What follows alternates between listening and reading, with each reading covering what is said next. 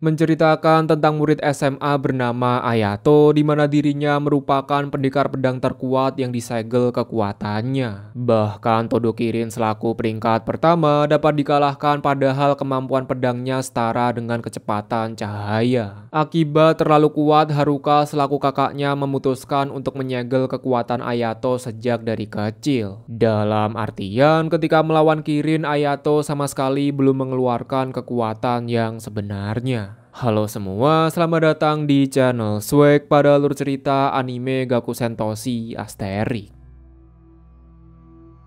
Beberapa tahun yang lalu telah terjadi bencana besar dalam sejarah yang menimpa umat manusia. Bencana tersebut yakni jatuhnya meteor ke bumi memisahkan beberapa benua besar. Bencana ini dikenal sebagai Invertia atau insiden bintang jatuh. Ada Indonesia coy. Namun di saat yang sama, berkat insiden itu membuat manusia yang baru lahir memiliki prana atau energi sihir. Bagi mereka yang bisa mengendalikan sihir disebut sebagai Strega dan juga Ginestella.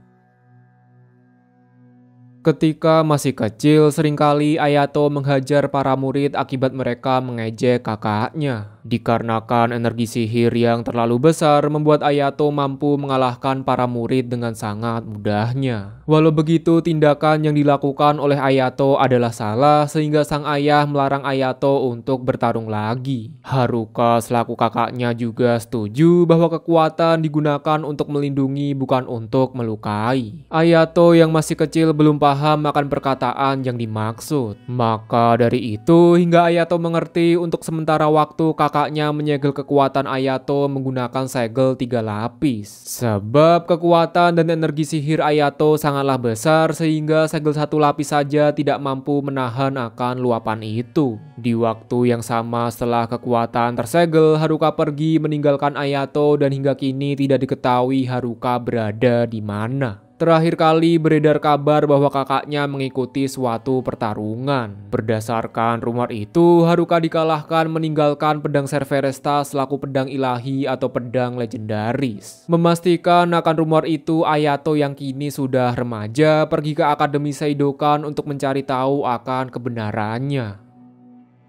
Cerita dimulai ketika Ayato pergi ke Akademi Seidokan untuk bersekolah. Melihat sapu tangan yang terjatuh, tanpa pikir panjang Ayato segera mengembalikannya. Sial bahwa sapu tangan tersebut milik seseorang yang sedang menggunakan atribut. Tentunya melihat pemandangan indah membuat Ayato senang, maksudnya segera meminta maaf. Mengejutkan berbeda dengan karakter wanita yang langsung menampar setelah menjelaskan maksud dan tujuan wanita ini mengucapkan terima kasih. Sebab sapu tangan tersebut merupakan benda berharga pemberian dari sahabat. Begitu selesai berterima kasih, wanita ini langsung menyerang Ayato dengan sekuat tenaga. Kebaikan dibalas rasa terima kasih, melihat pemandangan indah dibalas dengan kematian. Memegang sebuah prinsip yakni ora gelut ora semai, wanita bernama Julius mengajak Ayato untuk baku hantam. Ayato menjelaskan bahwa dirinya baru saja pindah ke akademi dan tidak tahu apa-apa entah itu mengenai pertarungan, peraturan maupun asrama wanita. Meski begitu, sebagai peringkat kelima, Julius tidak membiarkan penghinaan yang telah dia terima. Ayato menegaskan sekali lagi bahwa dirinya baru saja pindah dan tidak memiliki pedang.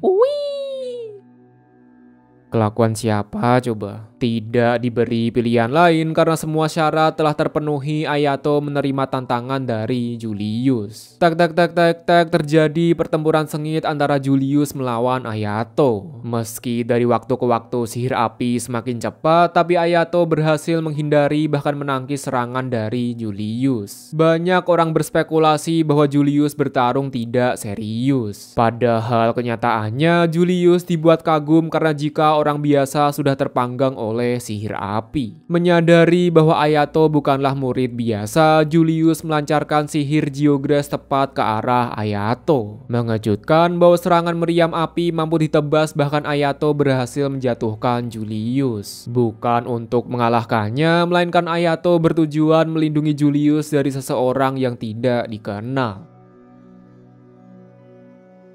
Melihat keributan, ketua OSIS bernama Claudia segera menghentikan pertempuran dan membawa Ayato pergi untuk menyelesaikan dokumen pendaftaran. Sembari berjalan, Claudia menjelaskan bahwa Pulau Asterik merupakan tempat di mana para pengguna sihir atau Genestella berkumpul, belajar, dan juga bertarung. Pada Pulau Asterix terdapat 5 akademi yang mewakili masing-masing negara. Dan setiap tahunnya selalu diadakan turnamen Phoenix untuk membuktikan akademi mana yang paling terbaik. Menyadari bahwa kemampuan Ayato di atas rata-rata, Claudia meminta Ayato untuk berpartisipasi pada turnamen Phoenix. Dengan begitu, ketika Ayato menang, maka akademi akan mengabulkan semua permintaannya, termasuk begituan. Sayang bahwa Ayato sama sekali tidak tertarik karena tujuan masuk ke akademi yakni mencari tahu kebenaran mengenai kakaknya, Haruka. Berdasarkan data terakhir yang diperoleh oleh Claudia, bahwa memang benar pada Akademi Saidokan terdapat murid bernama Haruka. Tapi entah kenapa data dari murid itu dihapus tepat setelah Haruka pergi keluar dari sekolah. Tercatat senjata Orgelux atau senjata ilahi bernama Serveresta pernah digunakan oleh seorang murid wanita. Kemungkinan besar murid yang dimaksud adalah Haruka, kakaknya Ayato. Penasaran dengan senjata ilahi bernama Serveresta, Ayato memohon kepada Claudia untuk menunjukkannya. Sebelum waktunya tiba, Claudia memberikan pedang sementara untuk digunakan oleh Ayato.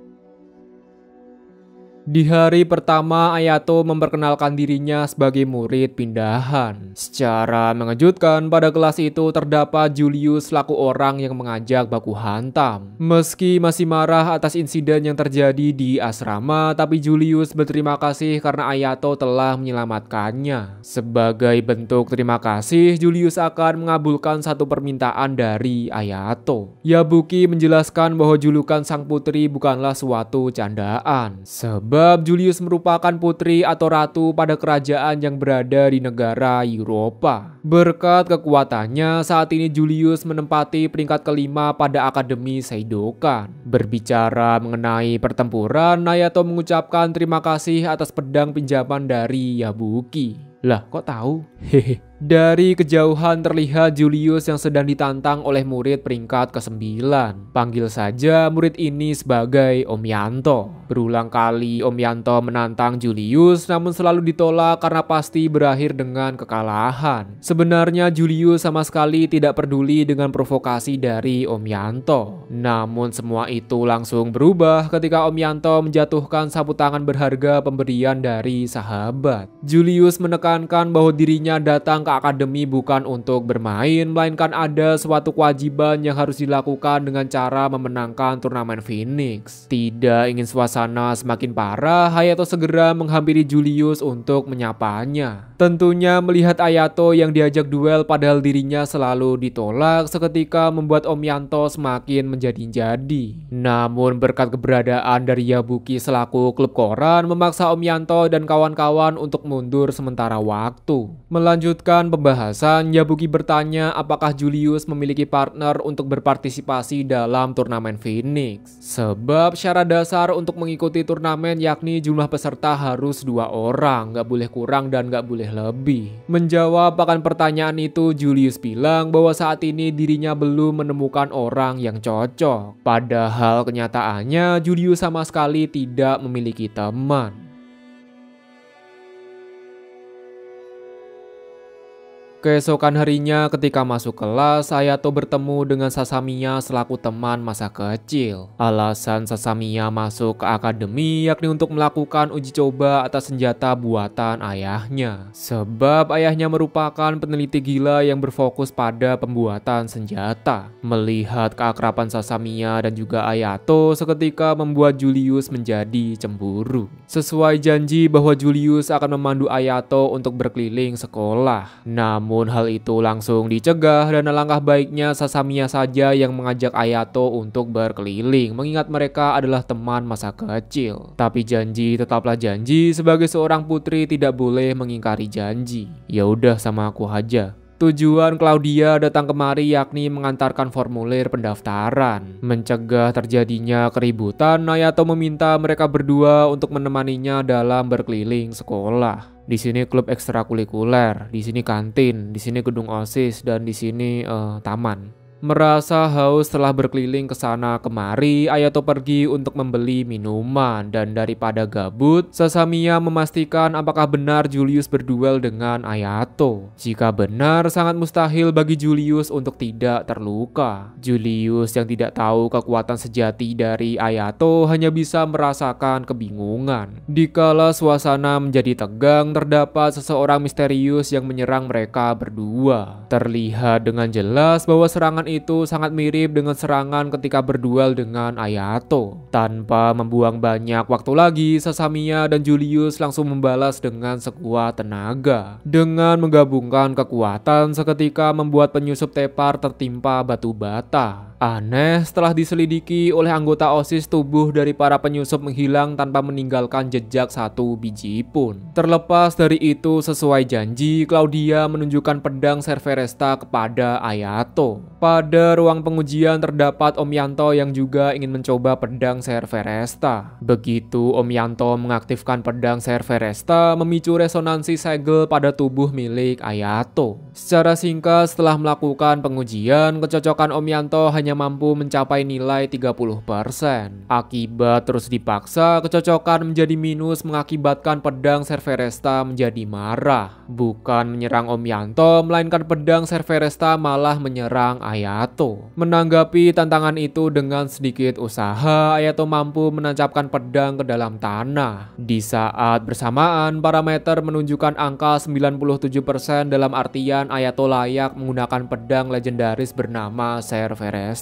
Melihat kemampuan Ayato dalam menaklukkan pedang Serveresta, Claudia meminta Ayato untuk datang ke kamarnya pada malam hari. Oh yalah, bukan untuk hal yang tidak-tidak, melainkan Claudia ingin membahas lebih lanjut mengenai penyusup. Tercatat terdapat 4 biji murid yang cedera dan kemudian mengundurkan diri dari turnamen Phoenix. Mengambil kesimpulan bahwa para penyusup hanya mengincar murid yang akan berpartisipasi pada turnamen Phoenix, termasuk Julius. Untuk itu, Claudia meminta Ayato untuk melindungi Julius dari bayang-bayang. Sebab Claudia juga berspekulasi bahwa Om Yanto dan kawan-kawan juga terlibat dalam kasus penyerangan.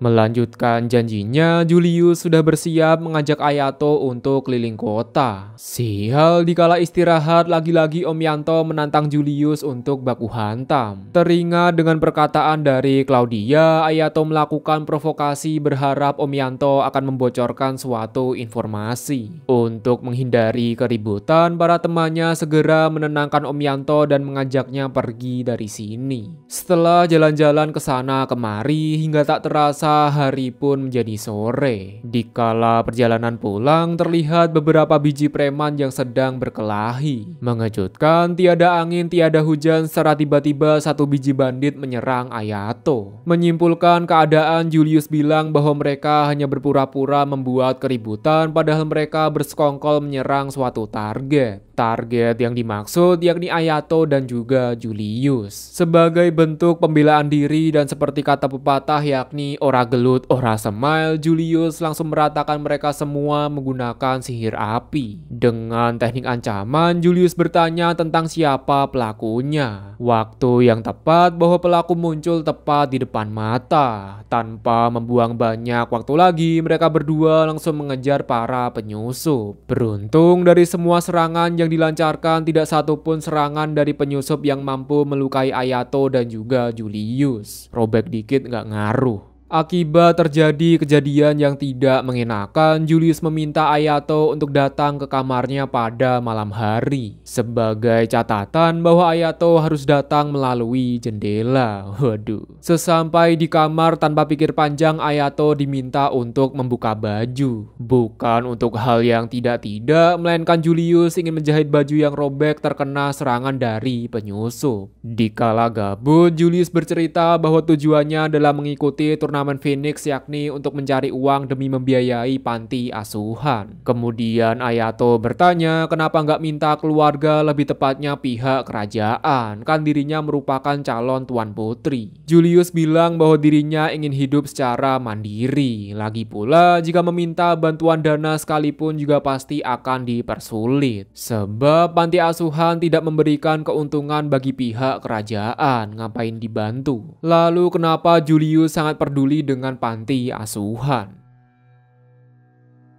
Sewaktu masih kecil, Julius merupakan wanita tomboy yang suka memberontak. Merasa gabut, secara diam-diam Julius menyelinap keluar dari istana. Dikarenakan jarang keluar membuat Julius tersesat, diperparah ketika dirinya dikerumuni oleh para preman. Beruntung sebelum terjadi hal yang tidak-tidak, anak panti asuhan melindungi Julius dengan cara mengusir para preman. Semenjak saat itu, dikala gabut Julius diam-diam pergi ke panti asuhan. Terlebih lagi, yayasan itu dibuat oleh mendiang ibunya, menambah alasan bagi Julius untuk mencari uang dalam mempertahankan panti asuhan. Salah satu kenang-kenangan yakni sapu tangan yang pernah dipungut oleh Ayato.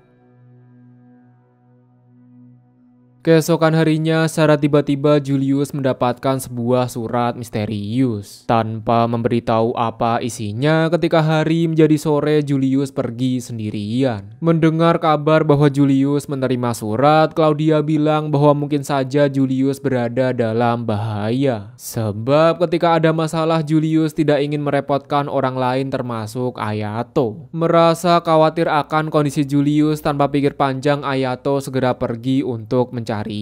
Sebagai senjata, Claudia memberikan pedang legendaris bernama Cerveresta. Perlahan-lahan Ayato mulai mengerti akan maksud perkataan dari kakaknya. Sebuah kekuatan ditujukan untuk melindungi, bukan untuk menyakiti. Oleh karena itu, sesuai perkataan dari kakaknya, Ayato bertekad akan menggunakan kekuatannya untuk melindungi dan berjuang bersama Julius. Siapa tahu bisa jadi istri. Di sisi lain, meski tahu bahwa isi surat adalah jebakan, namun Julius memutuskan untuk tetap datang. Secara mengejutkan bahwa dalang dibalik semuanya adalah Norman selaku temannya Om Yanto. Sesuai spekulasi dari Claudia bahwa Norman bertujuan untuk menyingkirkan calon peserta yang akan mengikuti turnamen Phoenix. Lebih mengejutkannya lagi, ternyata Om Yanto tidak tahu bahwa Norman adalah dalang dibalik semuanya. Menganut sebuah keyakinan yakni ora gelut ora semile, Om Yanto langsung melancarkan serangannya. Sial bahwa serangan itu langsung dihadang oleh seorang robot, bahkan kini mereka dipaksa untuk berhadapan dengan ratusan robot. Menyimpulkan teknologi yang digunakan, Julius berkata bahwa Norman terafiliasi dengan Akademi Alekan. Sebab akademi itu berfokus pada perkembangan teknologi, salah satunya yakni robot AI yang memiliki kesadarannya sendiri. Meski dalam segi kekuatan Julius mampu memusnahkan beberapa biji robot, namun akibat jumlah yang terlalu banyak membuatnya kewalahan, bahkan kini Julius berhasil dipojokkan. Norman menegaskan kembali agar supaya Julius mengundurkan diri dari turnamen Phoenix. Tapi Julius yang keras kepala tidak mau menuruti akan permintaan itu. Bentar, untung gak ada genre yang aneh-aneh. Tepat ketika Norman ingin memusnahkan Julius, tibalah Ayato yang datang untuk menolongnya. Hanya dalam hitungan detik, Ayato mampu menumbangkan robot yang menyerang Julius. Walau begitu, stok robot masih banyak dan telah bersiap untuk melakukan baku hantam. Tidak diberi banyak pilihan, memaksa Ayato untuk mengaktifkan akar muasal dari kekuatannya. Jauh lebih kuat daripada sebelumnya, berkat kombinasi pedang Cerveresta dan kekuatan kegelapan milik Ayato mampu membantai puluhan robot dalam hitungan detik. Turunkan aku, Mas. Bahkan golem yang merupakan senjata terkuat tidak berdaya ketika berhadapan dengan Ayato dan juga pedang Cerveresta. Yuhu! Untuk mencegah terjadi korban selanjutnya, memanfaatkan kekuatan Julius, Ayato terbang dan langsung menebas robot milik Norman. Seketika Norman terjatuh tepat di tempat Claudia berada. Tidak seperti sifatnya yang ramah, anggun, dan menggoda ketika berhadapan dengan lawan seketika mengubah sikapnya menjadi seorang wibu psikopat. Yabuki memberi saran untuk tidak menebasnya secara berlebihan, sebab Norman masih bisa dimanfaatkan untuk mengulik informasi jauh lebih dalam lagi, mempertegas bahwa Claudia dan Yabuki bukanlah murid biasa. Di sisi lain, akibat menggunakan akar muasal sihir mengaktifkan segel milik kakaknya, Haruka. Sebab prana atau energi mana milik Ayato terlalu besar dan akan sangat berbahaya jika Ayato lepas kendali. Tersadar dari pingsannya, Ayato menjelaskan bahwa kekuatan miliknya telah disegel oleh kakaknya. Bahkan Ayato sendiri juga tidak tahu tentang alasan kenapa kakaknya harus memberikan segel 3 layer pada tubuhnya. Kenapa nggak sekalian 5? Sejauh ini Ayato hanya mampu mengendalikan kekuatannya selama 5 menit. Lebih dari itu, maka segel dari kakaknya akan aktif secara otomatis. Selain memberitahu sedikit tentang kekuatannya, Ayato juga menawarkan diri menjadi partner pada turnamen Phoenix. Tentunya mendengar akan hal itu seketika membuat Julius tersipu malu, menangis senang dan juga bahagia. Seperti biasa, setiap bulannya terdapat rapat rutin beranggotakan masing-masing perwakilan dari akademi. Setelah insiden Norman kemarin, tersebar rumor bahwa Akademi Seidokan dan Alekan sedang melakukan kolaborasi. Dirk Eberwein, panggil saja Wayne, menduga bahwa terdapat sesuatu hal yang telah disembunyikan. Berkat sifat licik dan manipulatif dari Claudia mampu menutupi akan rumor itu. Sebelum mengakhiri rapat, perwakilan dari Akademi Alekan ingin membahas mengenai penerapan teknologi AI pada turnamen Phoenix. Beberapa minggu sebelum turnamen Phoenix, hampir setiap harinya mereka mengadakan latihan. Dari banyaknya percobaan, tidak satupun kesempatan bagi Julius untuk menang melawan Ayato.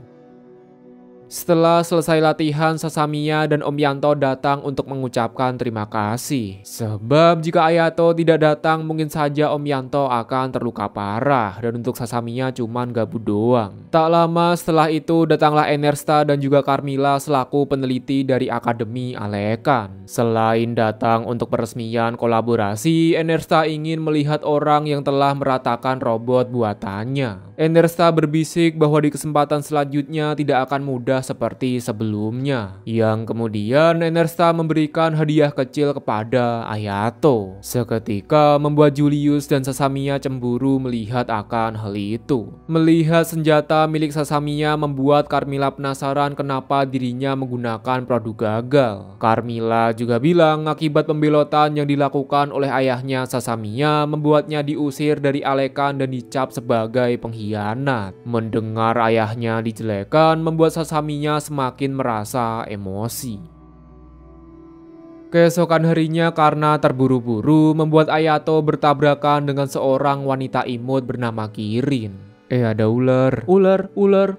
Belum sempat menanyakan nama, Kirin dipanggil oleh seorang om-om, panggil saja Om Yatno, bukan Om Yanto. Akibat terlambat, tanpa ragu sedikit pun Om Yatno langsung menamparnya. Karena banyak alasan, untuk yang kedua kalinya Om Yatno ingin menampar Kirin. Beruntung sebelum hal itu terjadi, Ayato datang dan segera menghentikannya. Memegang sebuah prinsip yakni ora gelut, ora smile, Om Yatno bilang bahwa semuanya bisa diselesaikan dengan baku hantam. Jika menang, maka Om Yatno tidak akan bersikap tegas, lebih tepatnya bersikap keras kepada Kirin. Walau sebenarnya tidak mau bertarung, namun Kirin memiliki alasan tersendiri untuk tidak boleh kalah. Tek, meski telah menggunakan sedikit kekuatannya, nyatanya Kirin mampu mengimbangi bahkan sedikit lebih unggul dari Ayato. Tidak diberi pilihan lain karena kekuatan hanya bertahan 5 menit, Ayato memutuskan untuk menyelesaikan pertarungan dengan 1 kali serangan. Sial, pada serangan terakhir lencana tertebas menjadikan Kirin sebagai pemenang pada pertarungan kali ini. Menyadari tubuh loyo efek dari segel, Julius segera datang untuk membantunya. Secara mengejutkan, Julius berkata bahwa orang yang dilawan, lebih tepatnya adalah Kirin, merupakan murid peringkat pertama pada Akademi Seidokan. Oh yalah.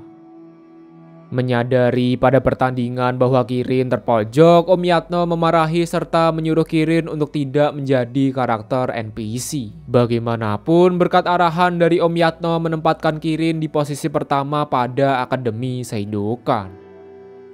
Dikala hari menjadi sore, terdapat kerumunan pada asrama laki-laki. Mengejutkan bahwa kerumunan itu disebabkan oleh Kirin yang ingin berterima kasih kepada Ayato atas tindakannya. Meski berakhir gagal, tapi Kirin senang karena terdapat orang yang peduli kepada dirinya. Memperkenalkan kembali bahwa dirinya bernama Todo Kirin selaku murid tahun pertama yang saat ini berumur 13 tahun.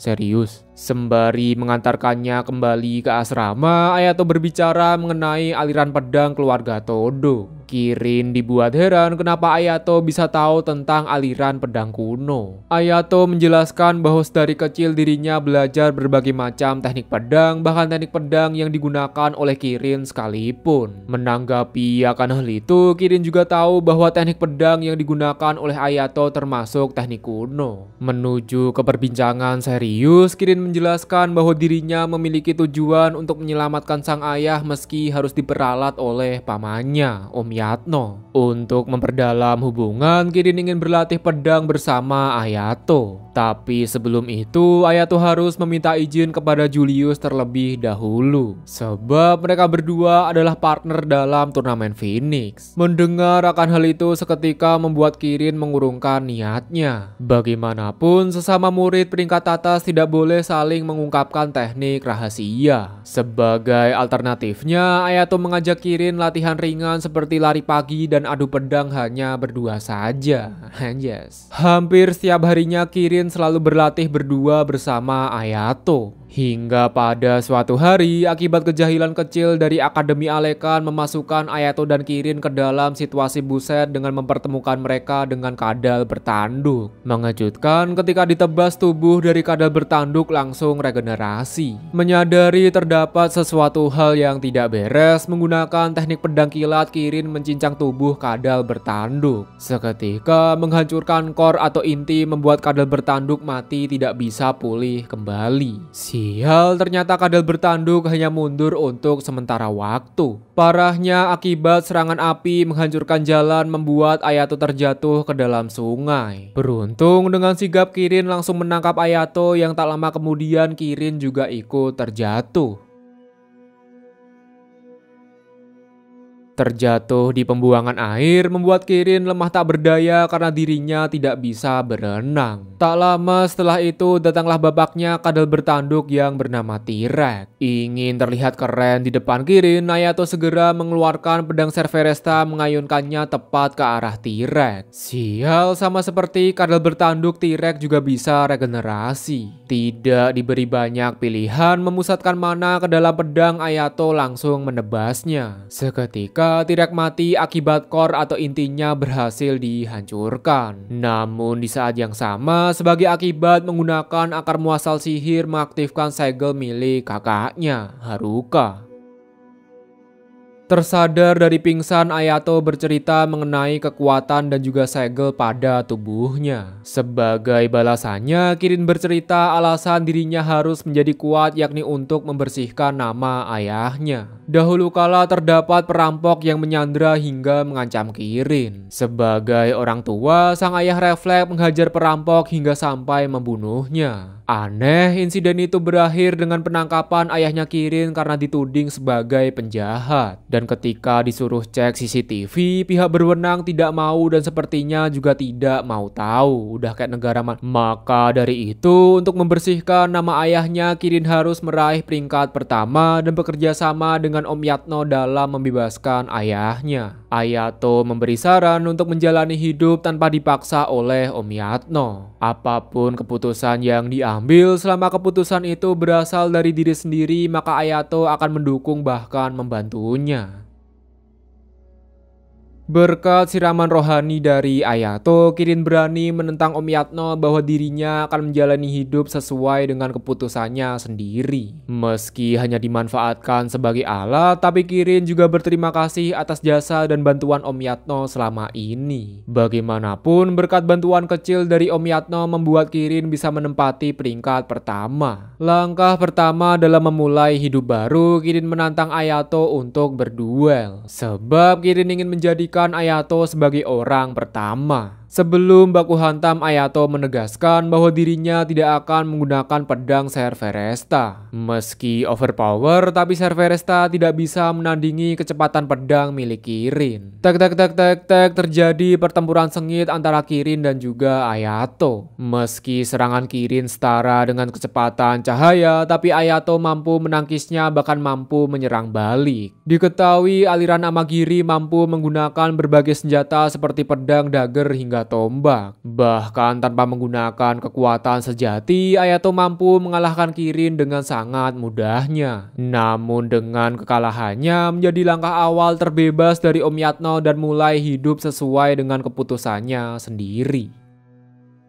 Setelah selesai duel, datanglah Claudia dan Kirin untuk memberikan ucapan selamat. Sial, tak lama setelah itu datanglah Om Yatno yang memarahi Kirin akibat dirinya kalah duel. Saking emosinya, Om Yatno melancarkan hantaman ke arah Kirin. Beruntung hantaman itu langsung dicegah oleh Ayato. Merasa semakin emosi sampai-sampai Om Yatno berniat untuk menjelekkan nama ayahnya Kirin untuk memperparah keadaan. Tanpa Om Yatno sadari bahwa pada ruangan itu terdapat Claudia selaku wanita manipulatif. Hanya dengan kehadirannya saja mampu membuat Om Yatno menjadi ketar-ketir. Sebab ibunya Claudia merupakan salah satu petinggi di Pulau Asterik yang memiliki kekuatan atau pengaruh untuk menjatuhkan prestasi dari seseorang. Untuk yang terakhir kalinya, meski hanya dipandang sebagai alat, tapi Kirin tetap berterima kasih atas jasa dari Om Yatno. Di sisi lain, pada Akademi Alekan, murid peneliti bernama Enersta dan Carmilla telah menyelesaikan robot yang dibekali dengan teknologi AI, kecerdasan buatan. Robot ini juga akan berpartisipasi pada turnamen Phoenix. Woyolah. Memiliki tujuan yang sama, yakni membersihkan nama ayah. Kirin dan sesaminya juga akan berpartisipasi pada turnamen Phoenix. Memanfaatkan waktu yang tersisa, hampir setiap harinya mereka berdua selalu latihan bersama. Semenjak kemenangannya melawan Kirin menempatkan Ayato pada peringkat pertama. Saking populernya, saat ini Ayato memiliki banyak penggemar, salah satunya yakni adalah Kirin. Ingin memperdalam hubungan agar meningkatkan chemistry, Sasamiya dan Kirin memutuskan untuk pergi jalan-jalan, belajar renang hingga berakhir pada deep talk bersama. Berkat semua itu meningkatkan chemistry dalam bekerja sama. Di sisi lain, pada ruang OSIS mengamati para peserta terlihat nama Irine selaku pengguna senjata ilahi bernama Gravisit. Diketahui Gravisit mampu meningkatkan kekuatan dan dapat membuat penggunanya bertarung dengan sangat brutal. Bahkan Claudia selaku peringkat kedua berharap untuk tidak pernah berhadapan dengannya, menandakan bahwa Irine bukanlah murid biasa. Beberapa hari sebelum turnamen Phoenix, perwakilan Akademi Revolve bernama Wayne pergi ke penjara untuk membebaskan Irine. Sebab Wayne merasa resah dengan murid bernama Ayato karena bisa menggunakan Serveresta selaku senjata terkuat. Wayne berpesan bahwa Irine tidak perlu memenangkan pertandingan, yang paling penting membuat Ayato babak belur kalau bisa hingga kena mental. Hoyolah. Hingga tak terasa turnamen Phoenix kini telah dimulai. Seperti acara pada umumnya di hari pertama, yakni diisi dengan acara sambutan. Secara mengejutkan, ketua penyelenggara bernama Madia secara diam-diam menaruh perhatian kepada Ayato, menjelaskan peraturan baru bahwa pada turnamen kali ini diperbolehkan menggunakan robot yang dibekali dengan teknologi AI, kecerdasan buatan. Robot ini akan menjadi perwakilan peserta dari Akademi Alekan. Beberapa jam sebelum turnamen dimulai, mereka semua memutuskan untuk mabar atau makan bersama. Om Yanto yang memiliki sifat tsundere menolak ajakan mabar dari Ayato. Jauh beberapa hari sebelum turnamen, selain latihan pedang, Kirin juga belajar masak demi Ayato. Sebagai hadiah atas usahanya, Ayato melakukan pet-pet kepada Kirin. Aku uga. Sembari makan onigiri, mereka melihat siaran langsung membahas mengenai syarat dan ketentuan dalam turnamen. Sepertinya aku hamil, jangan ngasal woi. Pertandingan pertama yakni antara Ayato dan Julius melawan peserta NPC, panggil saja Johnny dan juga Benny. Agar strategi tidak cepat terbongkar, Ayato memutuskan untuk maju sendirian. Tanpa membuang banyak waktu lagi, Ayato melepaskan rantai untuk mengaktifkan pedang Serveresta. Hanya dengan satu kali serangan mampu menghancurkan lencana milik Johnny dan juga Benny. Dengan hancurnya lencana menjadi tanda bahwa pertandingan dimenangkan oleh Ayato dan juga Julius. Pertandingan selanjutnya antara robot AI buatan Akademi Alekan bernama Andi dan juga Rimchi melawan Akademi Rewolf bernama Richard dan juga Carlos. Komentator pun bilang bahwa kemungkinan besar peserta robot akan kalah telak. Sebab akibat permasalahan respon time membuat gerakan lambat dan sangat sulit untuk mengimbangi lawan. Berhubung robot dibekali dengan teknologi AI, kita tidak akan pernah tahu tentang apa yang akan terjadi. Sebelum pertandingan dimulai, Andi memberikan provokasi bahwa dirinya tidak akan menyerang selama 1 menit. Terhina akan perkataan itu, Richard langsung mengeluarkan sihir angin tornado. Sial bahwa pertahanan dari Andi sangat sulit untuk ditembus. Tidak hanya pertahanan saja, pasalnya semua peluru dari Carlos mampu ditangkis oleh Rimchi, pakai peluru lagi. Tidak ada pilihan lain, Richard segera mengeluarkan serangan ultimate bernama angin tornado perusak alam semesta. Namun hasilnya tetap sama saja bahwa serangan dari Richard sama sekali tidak berdampak apa-apa. Kini giliran Andi yang gantian menyerang Richard. Tentunya melihat kemenangan dari robot membuat para penonton di seluruh dunia menjadi heboh. Sebab baru pertama kali dalam sejarah robot bisa menang melawan Genestella atau penyihir.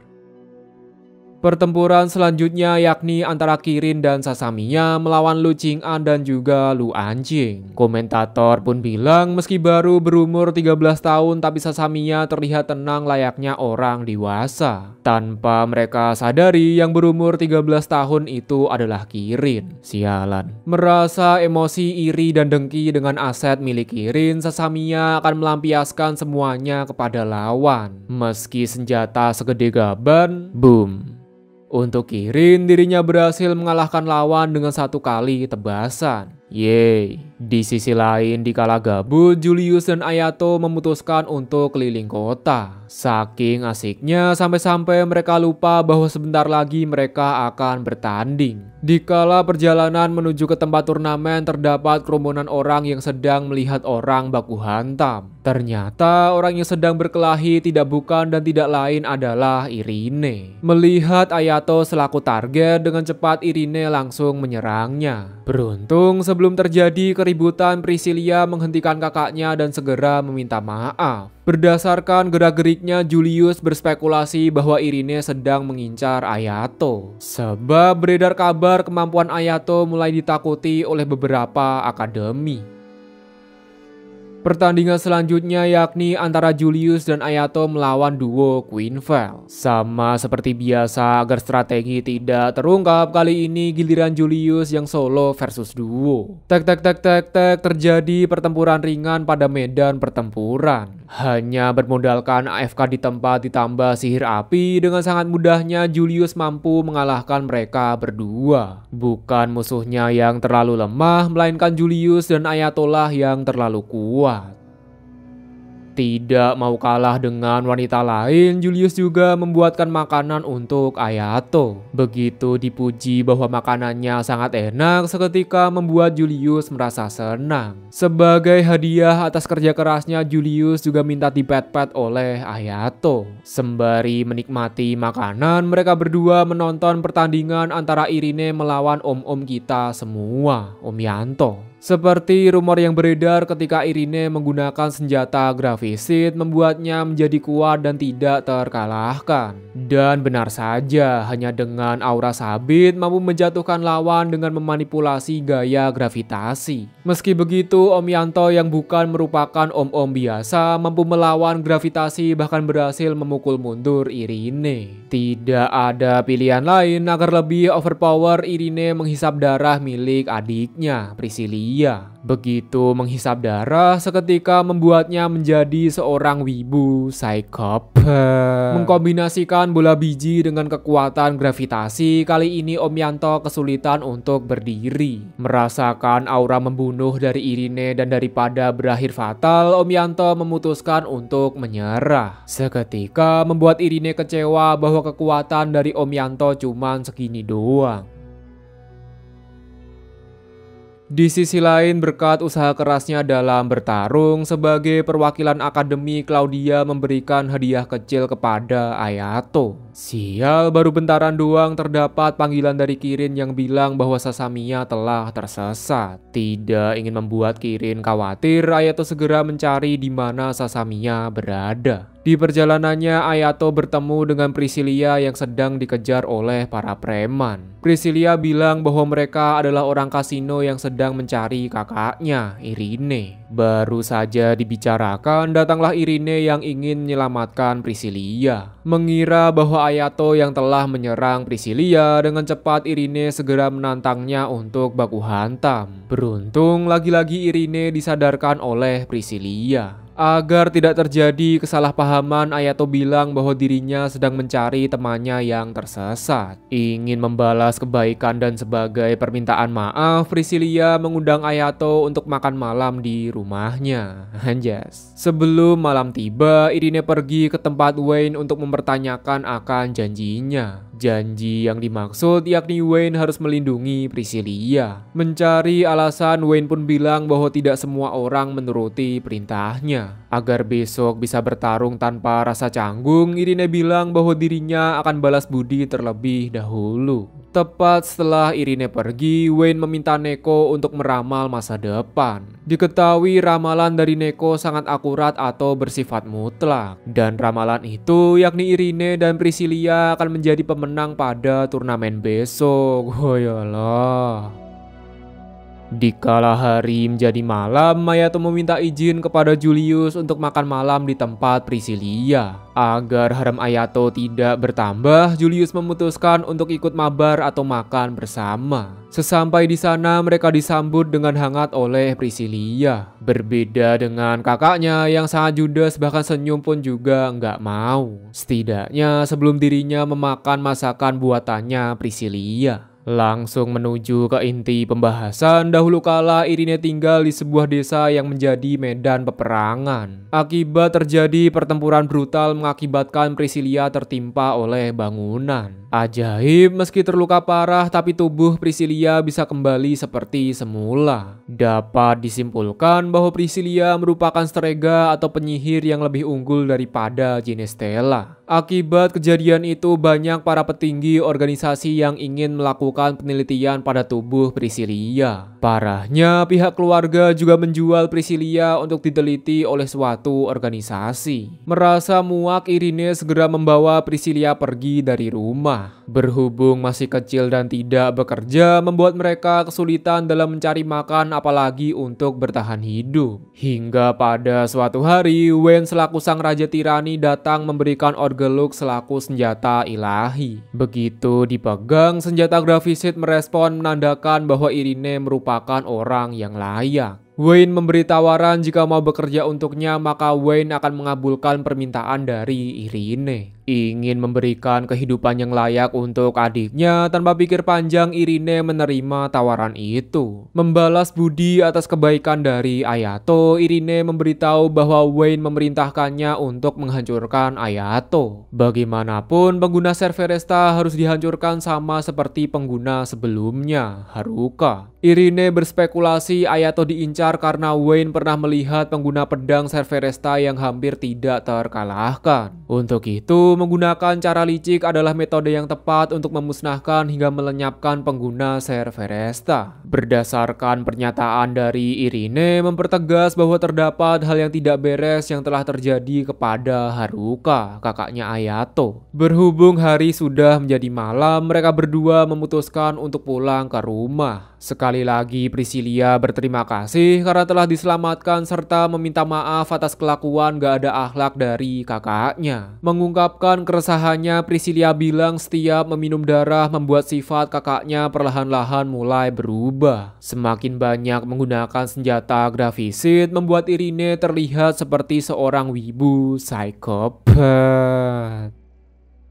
Merasa penasaran dengan senjata ilahi termasuk Cerberesta, Ayato pergi ke tempat Claudia untuk menemukan jawabannya. Bukan disambut dengan kata ara-ara, melainkan disambut secara brutal menggunakan pedang ilahi bernama Pandora. Beruntung ketika dipanggil namanya, kesadaran milik Claudia segera kembali seperti semula. Penasaran akan hal itu, Ayato bertanya tadi itu apa. Sebelum menjawab, Ayato harus berjanji untuk mengikuti turnamen Griffin yang akan diselenggarakan pada tahun depan. Selama Julius ikut, maka Ayato juga akan setuju. Pernahkah kalian merasakan kematian? Tentunya tidak. Berbeda dengan Claudia yang sudah mengalami 1283 kematian. Baik berupa mati, kelaparan, penyakit ganas, kedinginan, kesepian, dan lain sebagainya. Namun sebagai ganti atas rasa kematian, pedang Pandora akan memberikan kekuatan overpower bagi penggunanya. Tercatat, pengguna pedang Pandora sebelumnya mengalami stres dan gangguan mental pada 3 hari pertama.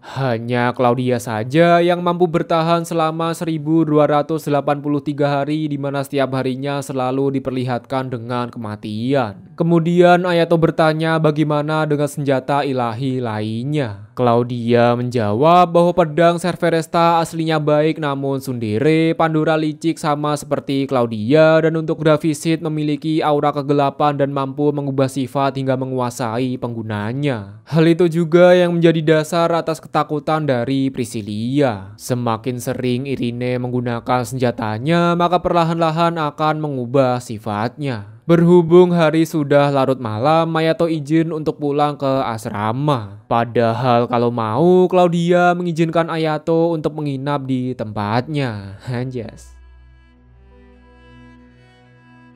Hingga tak terasa pertempuran babak penyisihan grup akan dimulai. Mengingat musuh merupakan pengguna senjata ilahi, Ayato segera melepaskan rantai pengikat dan mengaktifkan pedang Cerberesta. Seperti kata pepatah yakni ora gelut ora semile, terjadi pertempuran sengit antara Ayato dan Julius melawan Irene. Walau solo versus duo, tapi Irene mampu mengimbangi akan tempo pertempuran. Ingin membuat baku hantam jauh lebih brutal, Irene pergi ke tempat Priscilia untuk menghisap darahnya. Seketika kekuatan meningkat dan perlahan-lahan kepribadiannya menjadi lebih brutal. Tidak ingin membuang banyak waktu karena kekuatan terbatas, Ayato melancarkan serangan tanpa henti sementara Julius fokus mengumpulkan mana untuk mengeluarkan sihir skala besar. Sial, meski ledakan api sangat besar memanfaatkan bola biji, Irene membuatnya menjadi barrier atau pelindung. Sekilas tubuh Ayato bereaksi terhadap perubahan sikap dari Irene. Dan benar saja, layaknya seperti vampir, Irene menghisap darah Priscilia hingga membuat adiknya pingsan tak sadarkan diri. Begitu menghisap darah, memicu ledakan kekuatan mengakibatkan gaya gravitasi meningkat, bahkan Ayato dan Julius tidak bisa bergerak. Kini kesadaran dari Irene telah hilang dikuasai oleh sabit bernama Gravisit. Menggunakan jurus pamungkas yakni ceramah no jutsu, Ayato bilang jika Irene terus menghisap darah maka akan membuat Priscilia berada dalam bahaya. Walau kesadaran sempat kembali, namun akibat terlalu banyak menghisap darah membuat Gravisit kembali berkuasa. Di saat bersamaan ketika Gravisit mengamuk, Cerberesta memberikan tanda bahwa dirinya tidak mau kalah dengan senjata senjata rosokan. Menggunakan kekuatan yang tersisa, Ayato memusatkan seluruh mananya ke dalam pedang Serveresta. Hanya dengan aura kekuatan menghilangkan efek gravitasi, bahkan Ayato berhasil mematahkan gagang sabit gravisit. Begitu biji core dihancurkan, memusnahkan senjata gravisit sekaligus mengakhiri pertandingan babak penyisihan. Semua orang langsung heboh melihat pertempuran brutal dan juga kekuatan sejati dari Ayato. Semakin dibuat heboh ketika tubuh Ayato tersegel oleh suatu rantai misterius. Melihat akan hal itu, Wayne selaku sang tirani menyimpulkan bahwa kekuatan sejati dari Ayato hanya bisa digunakan selama beberapa menit. Tidak hanya Wayne saja, pasalnya para petinggi dan juga perwakilan akademi juga menarik kesimpulan yang sama. Walau begitu, beberapa di antara mereka ingin segera berhadapan dengan Ayato. Tidak diketahui baku hantam untuk adu kekuatan atau berhadapan untuk menghancurkan atau memusnahkan Ayato. Tersadar dari pingsan dengan cepat, Irene langsung meminta maaf. Bukan menunjukkan rasa marah, Priscilia justru meminta maaf karena gara-gara dirinya membuat pertandingan menjadi kalah. Meski kalah dan senjata telah hancur, namun mereka berdua akan mencari cara lain agar bisa bertahan hidup. Bahkan Priscilia juga berjanji bahwa dirinya tidak akan menjadi beban agar kakaknya tidak bertindak nekat lagi. Tersadar dari pingsan, tubuh Ayato merasakan pegal-pegal kesemutan dan juga sariawan. Parahnya, sudah banyak orang yang tahu bahwa kekuatan sejati ada batasan waktu. Maka dari itu, Ayato akan mencari cara untuk mengatasi hingga melepas segel dari kakaknya, setidaknya layer pertama atau segel lapis pertama. Tepat ketika Julius ingin memberikan hadiah kepada Ayato, datanglah para wanita yang ingin menjenguknya. Agar Ayato bisa segera sembuh, mereka semua memberikan servis memanfaatkan aset mereka sebagai obatnya. Membuat Yabuki cemburu, kenapa bukan dirinya lah yang menjadi karakter utama. Pada bagian akhir terlihat sesosok orang misterius yang berkata gara-gara Haruka membuat semua rencananya jadi terhambat. Semakin mempertegas bahwa hilangnya Haruka adalah sesuatu hal yang telah direncanakan. Oh yolah. Setelah pertempuran brutal antara Ayato dan Julius melawan Irene, membuat seluruh dunia tahu akan kelemahan dari Ayato dan juga pedang legendaris Serveresta. Sebagai akibat terlalu banyak mengeluarkan kekuatan sejati, mengakibatkan tubuh pegal-pegal, bahkan Ayato tidak bisa menggunakan kekuatannya untuk sementara waktu. Padahal besok pagi terdapat pertandingan melawan Lukunzan dan juga Sonrang. Mengatasi akan hal itu demi meraih kemenangan, Julius telah memikirkan strategi untuk menang meski tanpa kekuatan sejati dari Ayato. Hingga tak terasa pertandingan turnamen Phoenix akan segera berlanjut. Sebelum menuju ke pertempuran, Julius membuat tanda X bagaimana seperti yang dijelaskan pada rencana. Tanpa membuang lebih banyak waktu lagi, seperti kata pepatah yakni ora gelut ora semile, terjadi pertempuran sengit antara Ayato melawan Sonrang. Ajaib, bahkan tanpa kekuatan sejati, Ayato mampu mengimbangi kekuatan Sonrang dan juga Lukunzang 2 lawan 1 lagi. Sadar bahwa hal ini akan terjadi, Julius segera membelah lapangan agar mereka bisa 1 lawan 1. Walau begitu tidak mengubah keadaan bahwa posisi Ayato dan Julius tetaplah terpojok mendekati kekalahan. Tapi justru hal itulah yang memang direncanakan oleh Julius dari awal. Sekuat apapun lawan, jika diberikan serangan kejutan, mereka akan terkecoh dan langsung menjadi lengah. Lalu bagaimana mereka bisa yakin di dekat Ayato ada Julius? Yaitu tadi, Julius membuat tanda X sebelum pertandingan dimulai. Mengejutkan, selesai pertandingan, Lu dan Sunrong datang menemui mereka. Bukan untuk baku hantam, melainkan Lu dan Sunrong memberitahu untuk berhati-hati terhadap lawan selanjutnya. Meski berada di akademi yang sama, tapi mereka tidak suka dengan Lee Sen-yun dan juga Lee Sen-hwa. Kenapa? Kebalikan dari Lu dan Sunrong yang bertarung dengan prinsip keadilan, Lee Sen-yun dan Lee Sen-hwa bertarung atas dasar kesenangan. Bahkan tak sedikit dari lawan mereka yang terluka parah akibat melakukan pertarungan secara brutal. Baru saja dibicarakan, Lee Sen-yun dan Lee Sen-hwa datang untuk memberikan sapaan. Setelah ngobrol-ngobrol, kini waktunya untuk bersantai berdua dengan Julius. Sial, waktu berduaan diganggu dengan kedatangan Kirin dan juga Sasamiya. Tidak hanya mereka berdua saja, karena Flora selaku maid juga datang untuk bertemu dengan Julius. Memulai pembicaraan, mereka membahas ketika di kerajaan Julius itu seperti apa. Flora pun menjawab bahwa Julius tidak ada bedanya ketika berada di kerajaan, baik hati, anggun, dan juga disiplin. Kedatangan Flora ke sini untuk mencari tahu lebih banyak mengenai Akademi Seidokan. Sebab ketika remaja ia ingin masuk ke akademi agar supaya bisa membantu panti asuhan sama seperti Julius.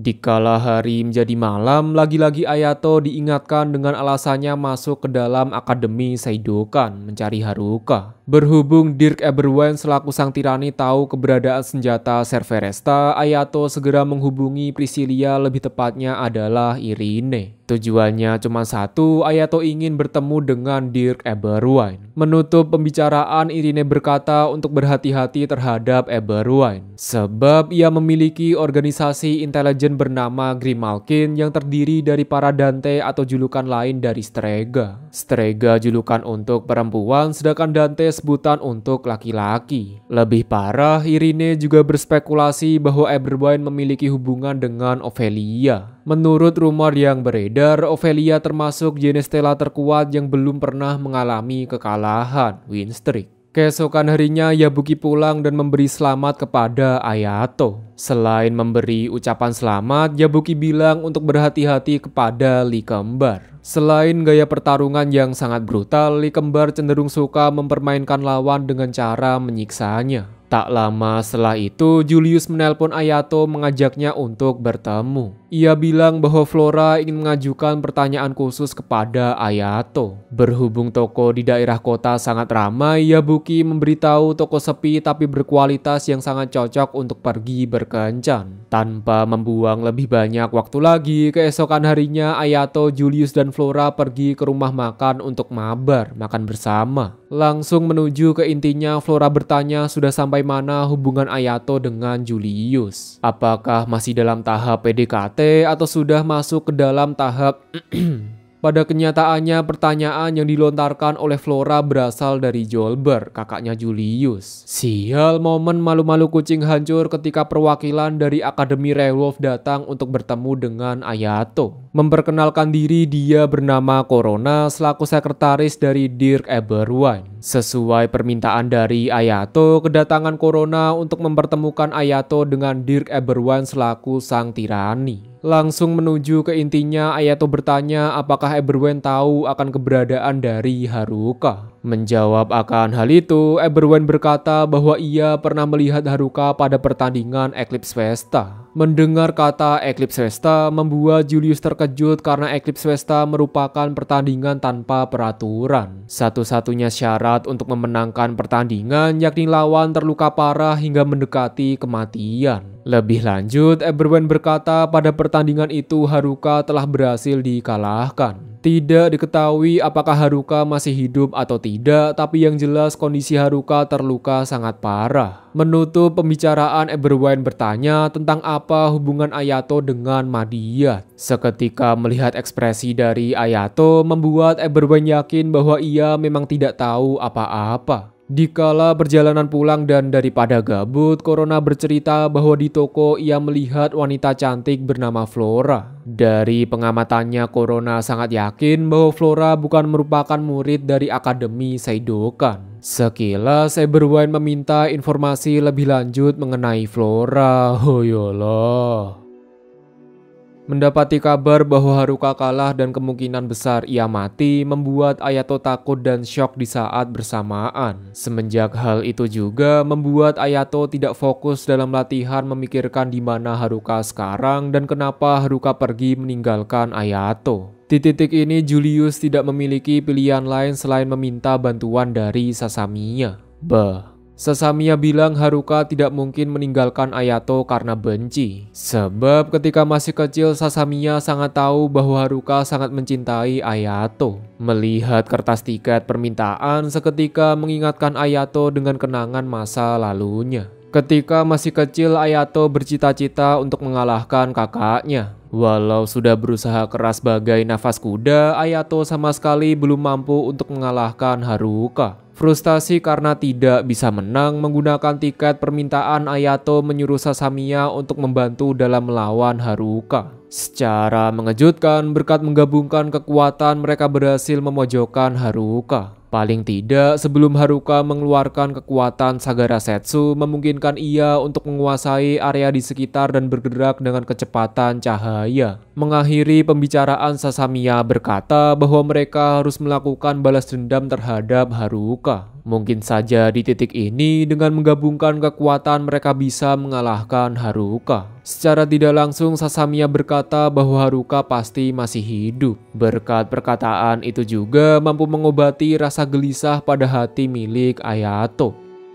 Hingga tak terasa, pertandingan antara Ayato dan Julius melawan Lee Sen-yun dan Lee Sen-hwa akan segera dimulai. Tanpa membuang lebih banyak waktu lagi, mengaktifkan pedang Serveresta, Ayato telah bersiap untuk baku hantam. Tek tek tek tek tek, terjadi pertempuran sengit antara Ayato melawan Lee Sen-hwa. Sama seperti rumor yang beredar bahwa Lee kembar mampu menggunakan genjutsu atau semacam ilusi. Bahkan ketika Ayato melancarkan serangan, semua yang ia tebas tak lebih dari sekedar bayangan. Lee kembar melakukan semua ini semata-mata untuk mengulur waktu agar kekuatan Ayato tersegel kembali. Secara mengejutkan, ketika Ayato terpojok, dirinya berhasil menebas lencana milik Lee Sen-yun. Sial bahwa yang ia tebas hanyalah tubuh bayangan. Alih-alih menghancurkan lencana agar meraih kemenangan, Lee Sen-yun memutuskan untuk menyiksa Ayato terlebih dahulu. Untungnya saja, sebelum terluka parah, Julius segera membawa Ayato untuk kabur. Julius berkata bahwa Ayato tidak perlu menanggung semuanya. Jika saja Ayato bertugas untuk melindungi orang lain, lantas siapa yang akan melindungi Ayato? Di titik ini, Ayato dibuat sadar akan maksud dari perkataan Haruka, yakni kekuatan ditunjukkan untuk melindungi bukan untuk menyakiti.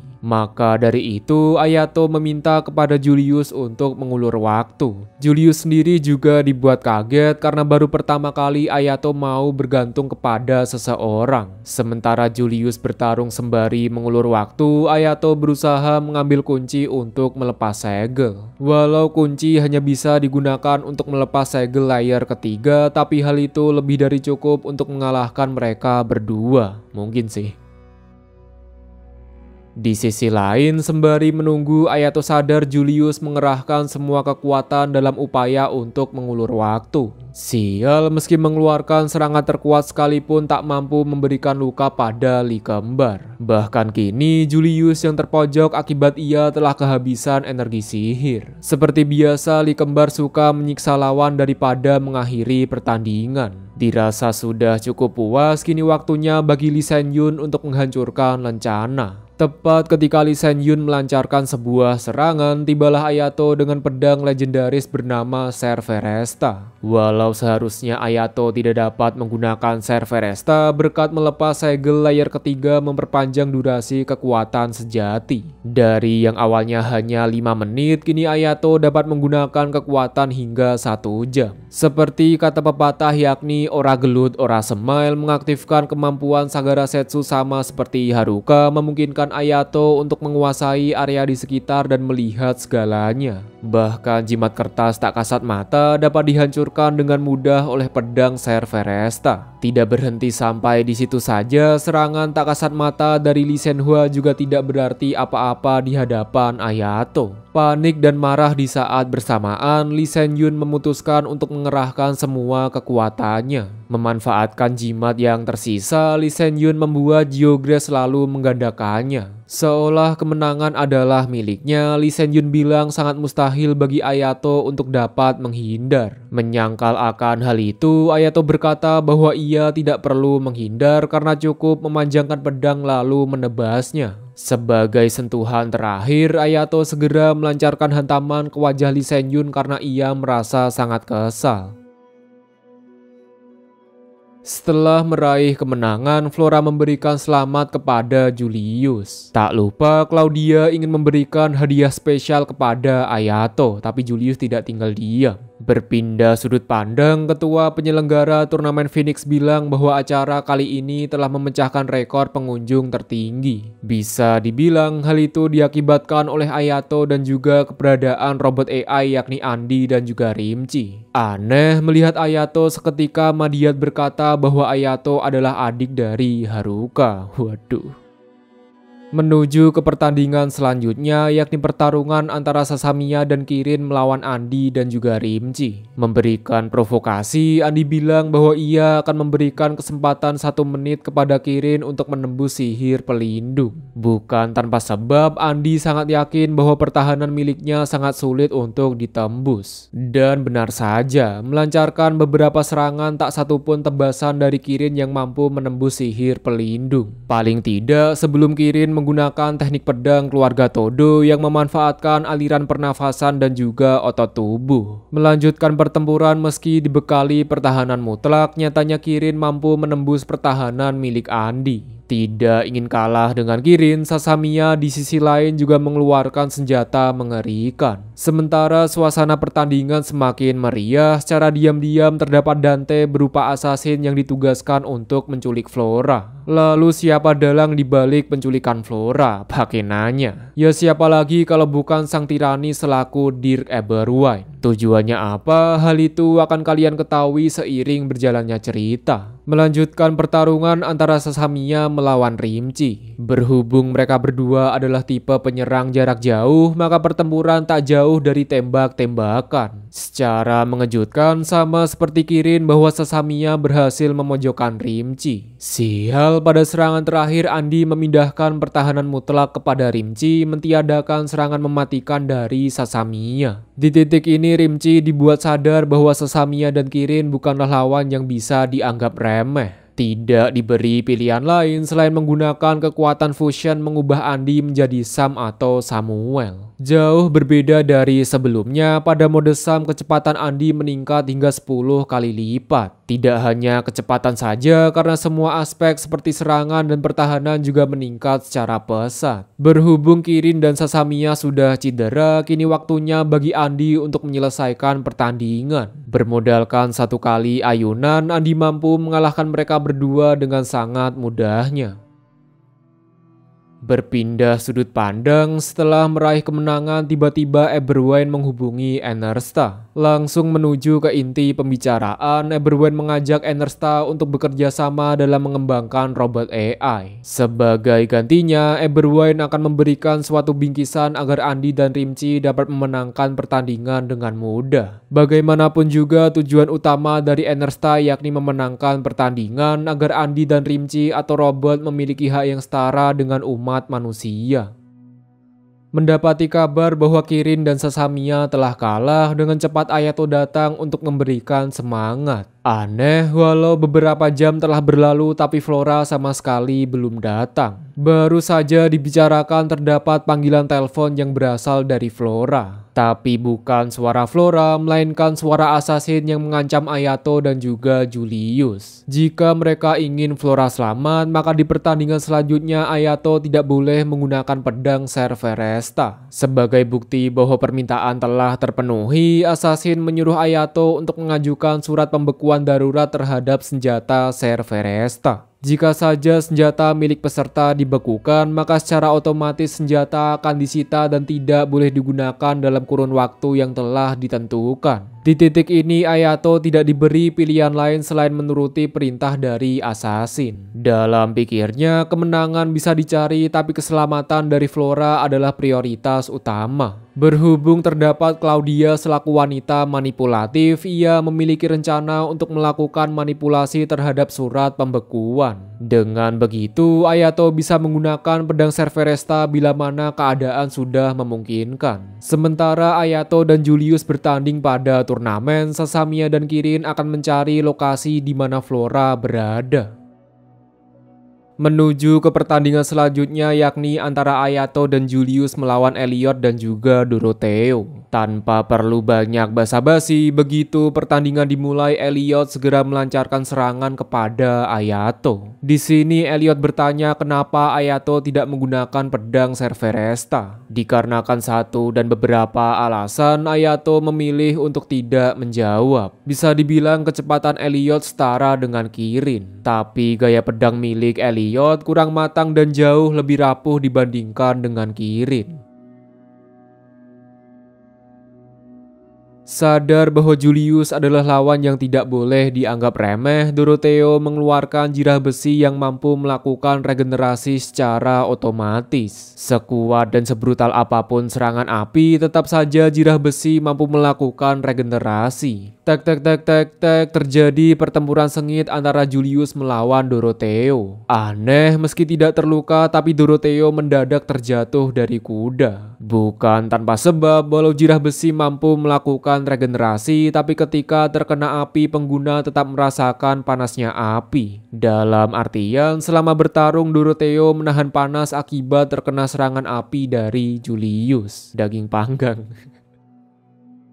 Memanfaatkan waktu yang ada, Ayato dan Julius juga berniat untuk mencari Flora. Melihat wajah muram, Yabuki bertanya tentang apa yang sedang terjadi. Berhubung Yabuki dapat dipercaya, Ayato dan Julius segera menceritakan tentang semua hal yang telah terjadi. Bahkan Yabuki juga berspekulasi bahwa dalang dibalik semua ini adalah Dirk Eberwein. Sementara Julius dan Ayato mencari Flora, Yabuki akan menggunakan caranya sendiri untuk membantu mereka. Meningkatkan efisiensi pencarian, Ayato juga ingin menggunakan metode khusus dalam mencari Flora. Cara tersebut yakni dengan menghubungi Irene selaku orang yang pernah terlibat dengan Eberwein. Melakukan sedikit perbincangan, Irene berspekulasi bahwa Flora berada pada kota Routledge. Sebab pada Routledge segala sesuatu baik legal dan ilegal dapat dilakukan di sana. Satu hal yang menjadi masalah bahwa terdapat pengawal mafia, polisi hingga anggota Grimalkin yang selalu bersiaga.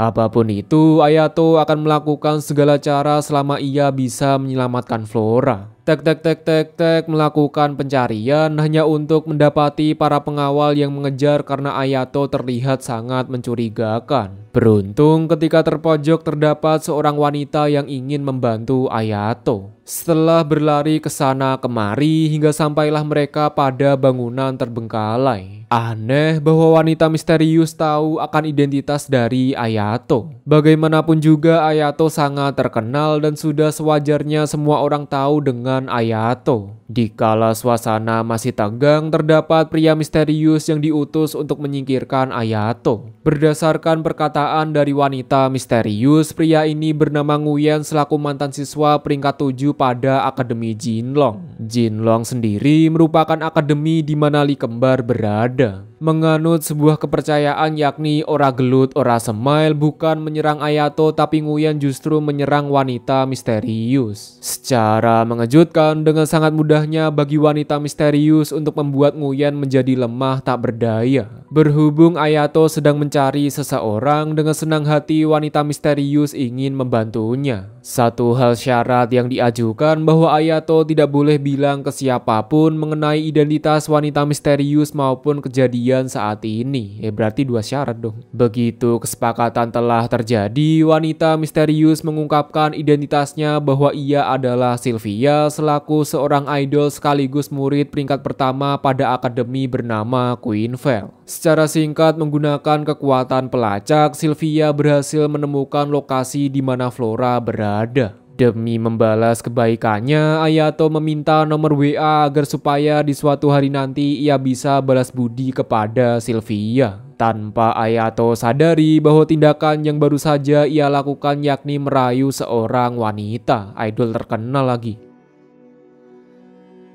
Berhubung lokasi Flora telah ditemukan, Ayato dan Julius berniat untuk segera pergi ke sana. Tapi hal itu langsung dicegah karena nanti siang terdapat pertandingan final pada turnamen Phoenix. Terlebih tujuan awal dari Assassin yakni memperlambat Ayato agar gagal dalam memenangkan turnamen Phoenix. Di titik ini Ayato dan Julius tidak memiliki pilihan lain selain menyerahkan semuanya kepada Sasamiya, Kirin dan juga Yabuki. Tanpa membuang lebih banyak waktu lagi, mereka bertiga pergi ke gedung terbengkalai tempat di mana Flora berada. Berkat kemampuan meretas milik Yabuki, memungkinkan mereka bertiga untuk masuk walau pintu telah dikunci. Sial, kedatangan mereka langsung disambut oleh Shadow milik Assassin. Bertarung melawan bayangan, tapi bayangan itu terus bermunculan. Tidak diberi pilihan lain selain menerobos mengabaikan para bayangan. Untungnya saja, tak lama setelah itu muncul Om Yanto yang ingin memberikan bala bantuan. Menelusuri lebih dalam, pada akhirnya mereka berhasil menemukan Flora. Agar tidak menimbulkan pertempuran yang tidak berarti, di sini Assassin mengancam Kirin untuk segera meletakkan senjata. Bagaimanapun juga tugas Assassin untuk mengulur waktu agar supaya Ayato tidak dapat menggunakan pedang Cerberesta.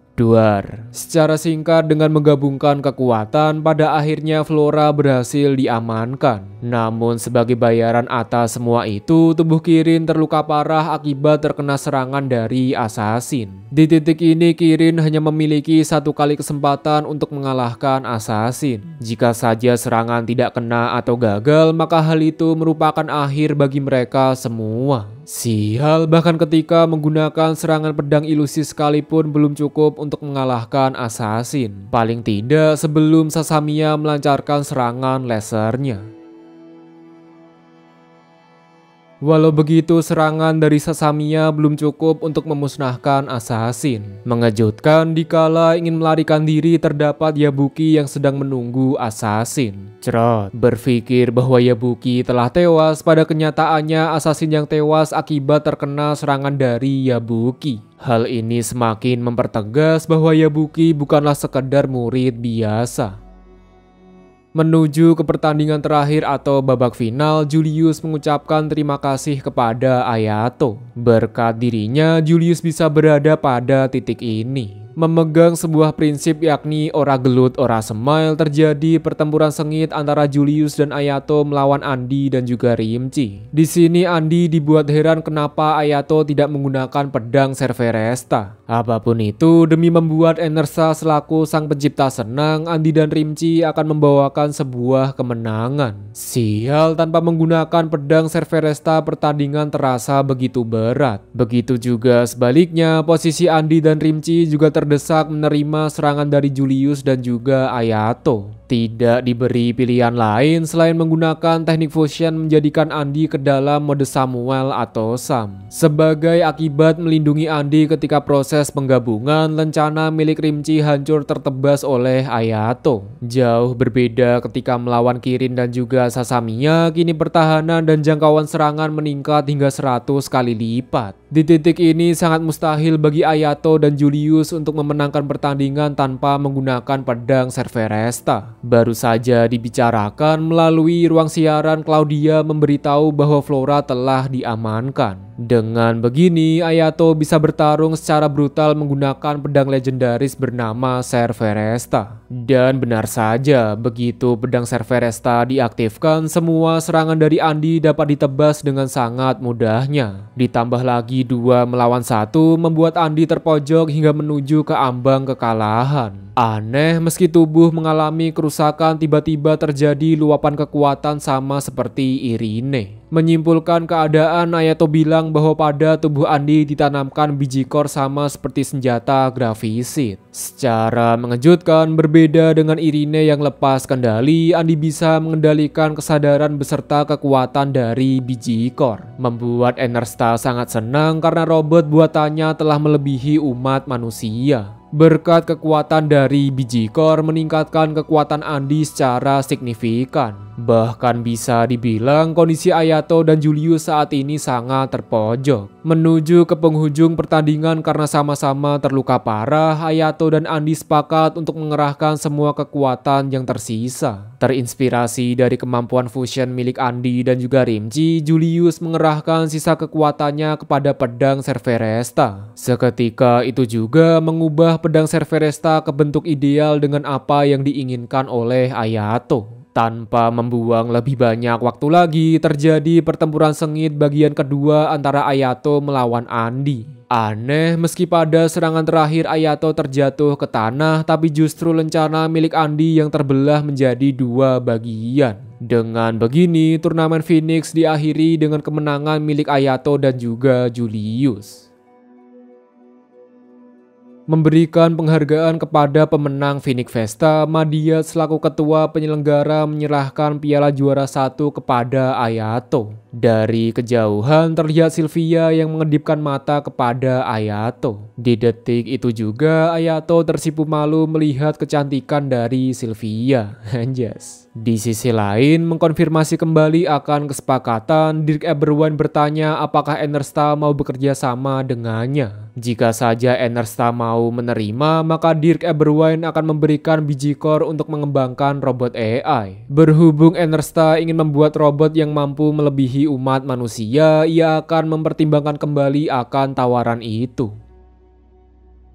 Menelusuri lebih lanjut mengenai kasus penculikan Flora. Walau sudah jelas bahwa pelaku adalah Eberwyn, tapi Madiyat tidak memiliki bukti kuat akan tuduhan itu. Kesampingkan terlebih dahulu tentang masalah Flora, seperti ketentuan awal bagi pemenang turnamen Phoenix, maka satu permintaan akan dikabulkan. Permintaan dari Julius yakni kesejahteraan bagi panti asuhan, sedangkan permintaan dari Ayato yakni mencari keberadaan dari Haruka, kakaknya. Secara mengejutkan, ketika Ayato dan Julius pergi, tiba-tiba Dirk Eberwyn segera menghubungi Madiyat, menandakan bahwa mereka berdua memiliki keterlibatan satu sama lain. Lebih lanjut, ketika Dirk Eberwyn bertanya tentang apa hubungan Madiyat dengan Haruka, Madiyat bilang bahwa Eberwyn tidak perlu tahu akan hal itu. Bukan bertanya tanpa dasar, karena sebenarnya Madiyat tahu akan keberadaan dari Haruka.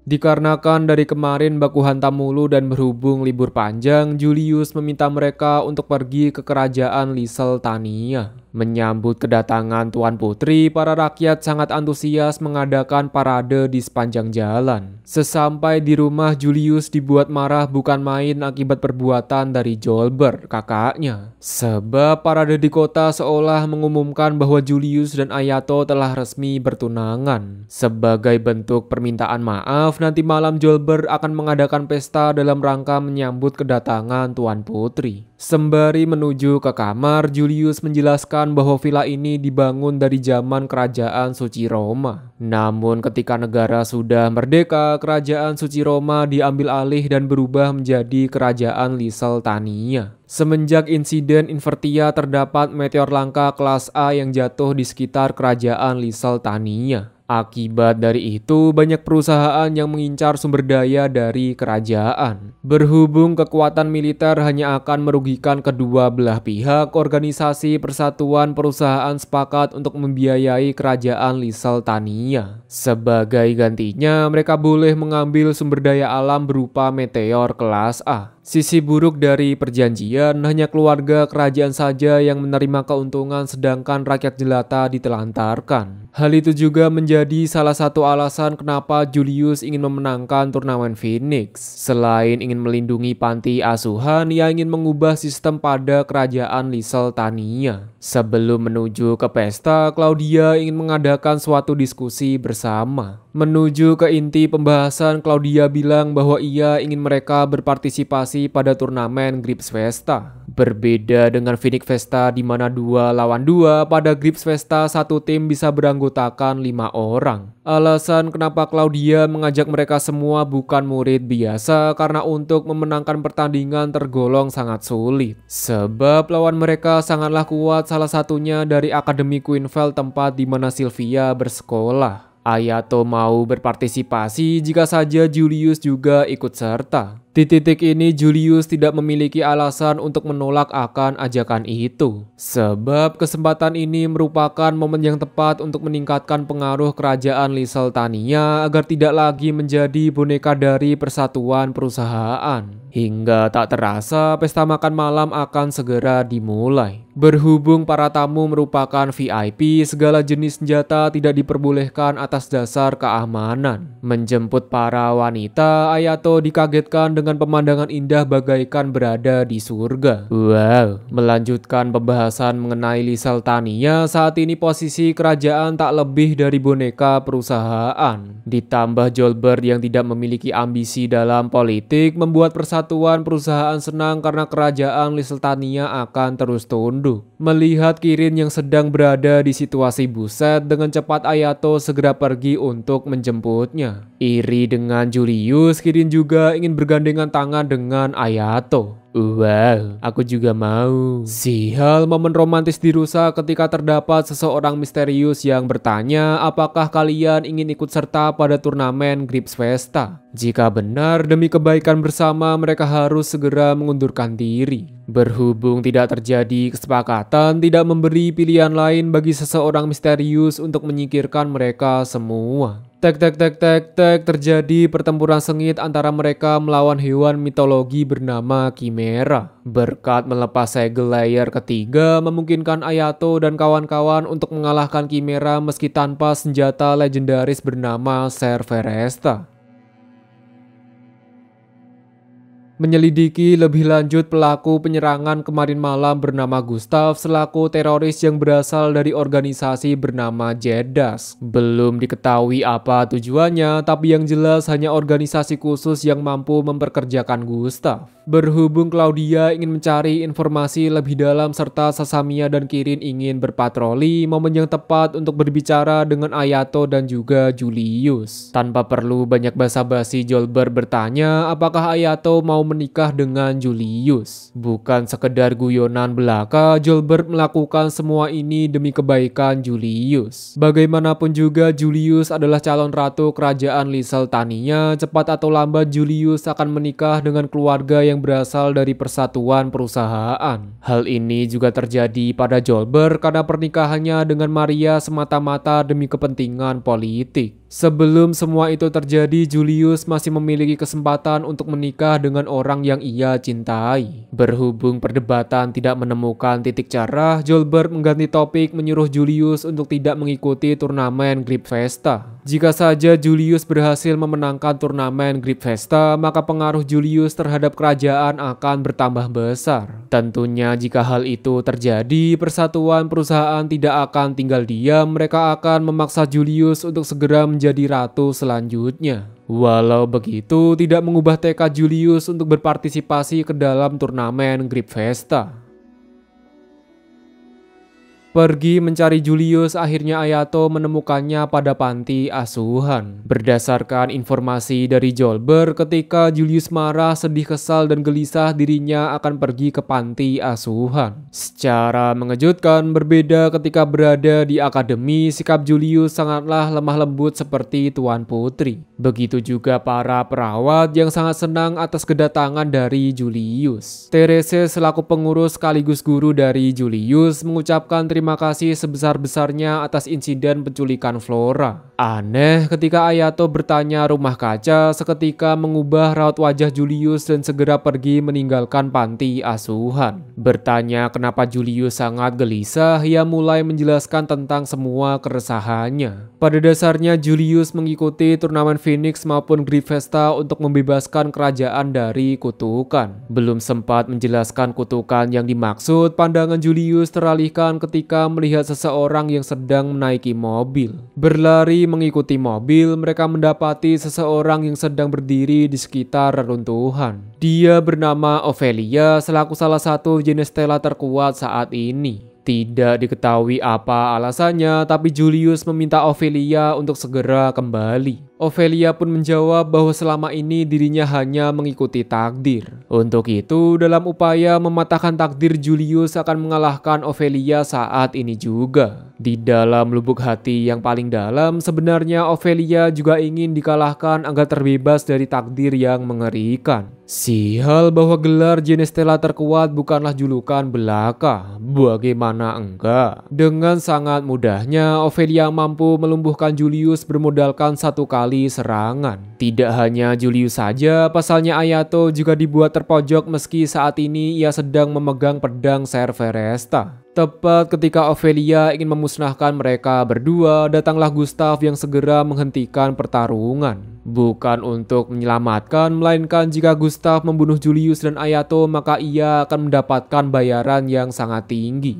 Berhubung Ophelia juga mendapatkan panggilan dari Dirk Eberwein, ia akan membiarkan mereka berdua dihabisi oleh Gustav. Menganut sebuah keyakinan yakni ora gelut ora semail, Gustav segera memanggil makhluk mitologi yakni Ortus dan juga Cerberus. Sebagai akibat kelelahan dan terkena racun dari Ophelia, membuat Ayato hanya mampu memusnahkan satu hewan saja. Beruntung sebelum Cerberus melancarkan serangan, tubuhnya terbelah menjadi dua akibat terkena senjata Pandora milik Claudia. Aneh, bukan melanjutkan pertempuran, Gustav justru mundur melihat kehadiran dari Claudia. Bukan semata-mata karena Gustav tidak bisa mengalahkan Claudia, melainkan pada perjanjian Gustav tidak boleh melukai Claudia. Lalu apa yang sebenarnya sedang terjadi? Simak aja terus pokoknya ya.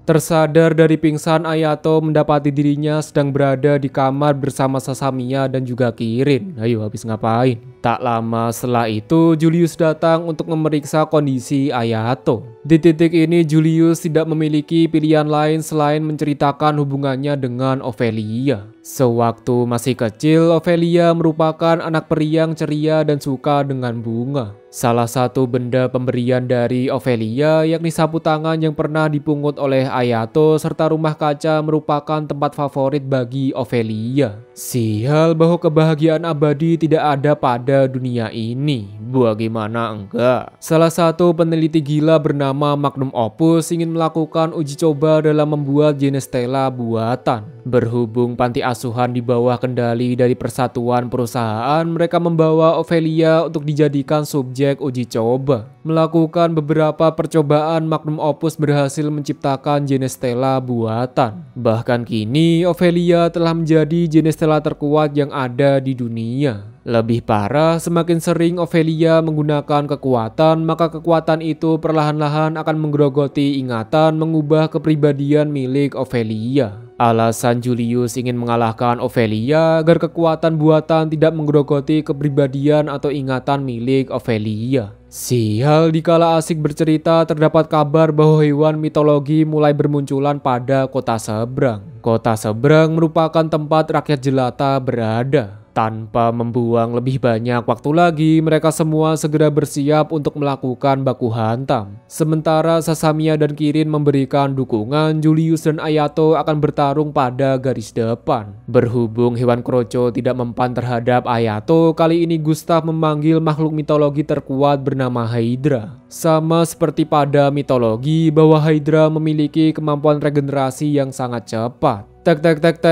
secara singkat dengan menggabungkan kekuatan antara Ayato, Julius dan juga Sasamiya, pada akhirnya mereka berhasil mengalahkan makhluk mitologi bernama Hydra. Lah, Kirin kemana? Sementara yang lain selesai bertempur, waifu saya.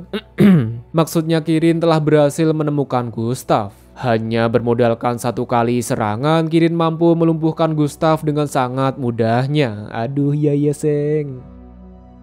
Berpindah sudut pandang, di tengah hutan Claudia bertemu dengan seseorang. Ternyata dalang dibalik semua tragedi ini adalah Nicholas selaku ayahnya Claudia. Nicholas melakukan semua ini agar Claudia tidak berpartisipasi pada turnamen Gripfesta. Kenapa? Dikarenakan organisasi galaksi tidak suka akan kehadiran Claudia pada turnamen Gripfesta. Cepat atau lambat pihak galaksi akan menyingkirkan Claudia dengan cara yang mengerikan. Sebelum hal itu terjadi, mencegah putrinya kenapa-napa, Nicholas mengutus Gustav untuk menyingkirkan Ayato dan juga Julius agar supaya Claudia tidak memiliki tim untuk berpartisipasi pada turnamen. Sial bahwa semua tindakan Nicholas berakhir sia-sia karena Claudia tetap akan berpartisipasi pada Gripfesta. Tidak peduli meski ia dan kawan-kawan akan bermusuhan dengan pihak galaksi sekalipun.